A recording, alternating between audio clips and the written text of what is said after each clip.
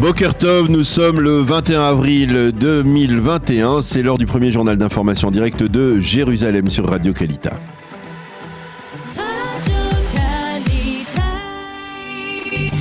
Et direction nos studios à Jérusalem avec notre correspondant Daniel Haïk. Bonjour Daniel, et ce matin encore l'actualité est politique et nous commençons justement par l'embroglio parlementaire qui persiste en Israël. On ne voit plus vraiment comment Benjamin Netanyahou désormais pourrait parvenir à former un gouvernement. Oui, Boker Tov, Ilana, les options s'amenuisent en effet pour le Premier ministre. Hier, lors d'une conférence de presse au cours de laquelle il a confirmé l'achat de millions de doses de vaccins Pfizer, Benjamin Netanyahou en a profité pour expliquer sa situation politique précaire. Selon le Premier ministre, la seule option véritable pour sortir de la crise, c'est l'élection d'un Premier ministre au suffrage universel direct. Monsieur Netanyahou a appelé Naftali Bennett à le soutenir dans ce projet.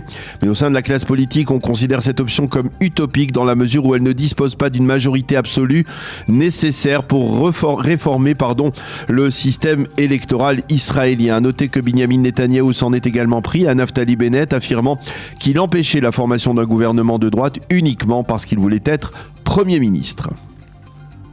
Et il semble que même dans l'entourage du Premier ministre, Daniel, on s'installe dans une forme de résignation. Oui, un proche de M. Netanyahou a déclaré hier qu'il n'y avait qu'une infime probabilité pour que le Premier ministre forme le prochain gouvernement. Selon lui, le Likoud s'est affaibli au cours des 2 dernières semaines. Selon certaines sources à la direction du grand parti de droite, on s'accuse de la responsabilité de l'échec d'avant-hier soir à la Knesset sur la composition de la commission de régulation. La ministre des Transports, Miri Regev, a rendu le président de la Knesset, Yariv Levin, et le président du groupe parlementaire Likoud, Miki Zohar, responsable de ce revers. Mais Benjamin Netanyahou l'a remise à sa place en lui lançant hier: Miri, tu t'y connais peut-être en transport, mais tu t'y connais certainement moins en politique. Dans le reste de l'actualité ce matin, on reparle des élections palestiniennes et cette fois les Palestiniens qui lancent une mise en garde à Israël. Oui, ces élections pour le Parlement palestinien doivent avoir lieu le 22 mai prochain, mais elles se heurtent à plusieurs obstacles, en particulier face au risque de victoire du Hamas. Mais au sein de la direction palestinienne, on a semble-t-il décidé de trouver le responsable d'une possible annulation du scrutin. Vous l'avez deviné, il s'agit d'Israël. Hier, des proches de Mahmoud Abbas ont en effet indiqué que si les Israéliens n'autorisaient pas la population palestinienne de Jérusalem-Est à participer à ces élections, celles-ci seront annulées. Certains responsables politiques palestiniens ont même reconnu en aparté que l'on espérait, bien secrètement, d'Israël une réponse négative pour se sortir de l'actuel bourbier électoral du côté palestinien également. Le dossier du nucléaire iranien à présent, face aux progrès enregistrés à Vienne, 3 des plus hauts responsables israéliens de la défense seront aux États-Unis la semaine prochaine. Oui, il s'agit du chef d'état-major, le général Aviv Kochavi, du patron du Mossad Yossi Cohen et du conseiller à la sécurité nationale Meir Ben Shabbat.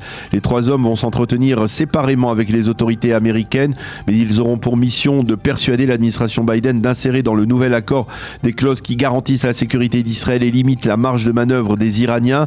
Dans ce contexte, le président iranien Rouhani a déclaré que lors des pourparlers de Vienne, des progrès ont été enregistrés sur 60 à 70% des problèmes. Si les États-Unis font montre de bonne volonté, nous pouvons parvenir très vite à un accord, a déclaré le président iranien. Enfin, diplomatie, toujours Daniel, et pour terminer, un mot de la rencontre hier à Jérusalem entre les ministres israéliens et britanniques des affaires étrangères.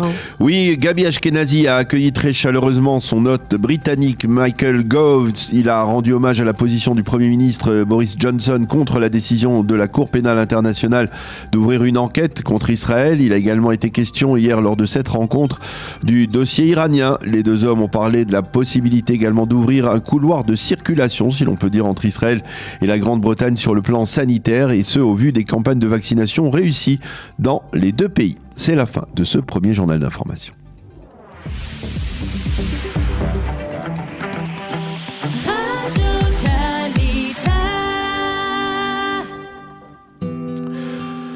C'est l'heure de la traditionnelle page météo ce matin. Le Khamsin qui avait enveloppé l'État d'Israël s'est brisé hier et le temps redevient peu à peu normal pour la saison, même légèrement frais pour ceux qui sont sortis ce matin à Jérusalem. Les températures seront donc en baisse certaine.